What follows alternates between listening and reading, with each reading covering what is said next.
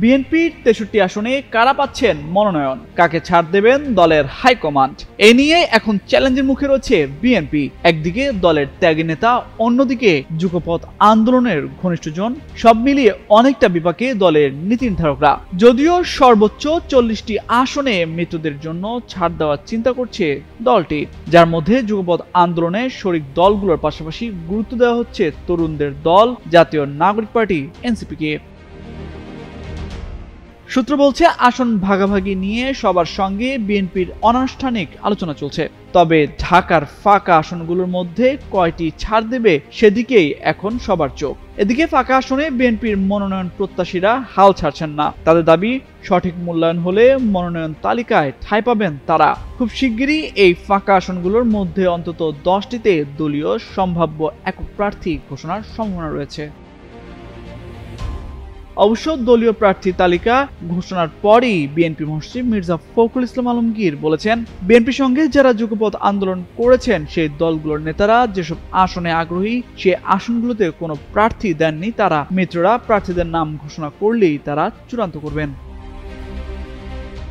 এদিকে বিএনপির সঙ্গে এনসিপির নির্বাচনী জোট বা আসন সমঝোতা নিয়ে আলোচনা চলছে বলে একটি সূত্র জানিয়েছে। বিএনপি একাধিক কেন্দ্রীয় নেতা জানান, আলোচনা হচ্ছে, কিন্তু কোন আসন বা কতটি আসন তারা চান সেসব নিয়ে কোনো আলোচনাই হয়নি।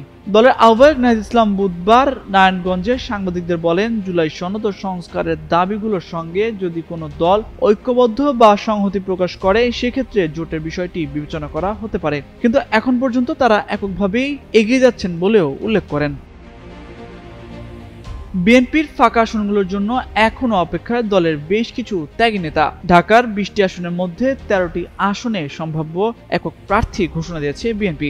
বাকি 7টি আসনে কারা পাচ্ছেন মনোনয়ন সেদিকে এখন সবার চোখ। সূত্র জানায়, সর্বোচ্চ 4 থেকে 5টি আসন ছাড় দিতে পারে বিএনপি।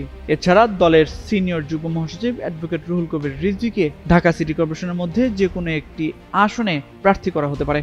অন্যদিকে ঢাকার বাইরেও ফাঁকা আসনে রয়েছে বিএনপির বেশ কিছু হেভিওয়েট প্রার্থী। সেসব মনোনয়ন প্রত্যাশীরা জানান, দ্রুতই তাদের আসনে একক প্রার্থী ঘোষণা চান তারা। বিএনপির একাধিক নীতি নির্ধারক যুগান্তরকে বলেন, সবকিছু হিসাব নিকাশ করেই বিএনপি আসন ছাড় দেবে। ঢাকার আসনগুলোর মধ্যে সবচেয়ে গুরুত্বপূর্ণ ঢাকা 17, ঢাকা 10 ও ঢাকা 18 আসন। একটি আসন ছাড় দিলে অন্য দুটি আসন দলের রাখার বিষয়ে তৃণমূলের চাপ রয়েছে। তামজিদ মির্জা, যুগান্তর নিউজ।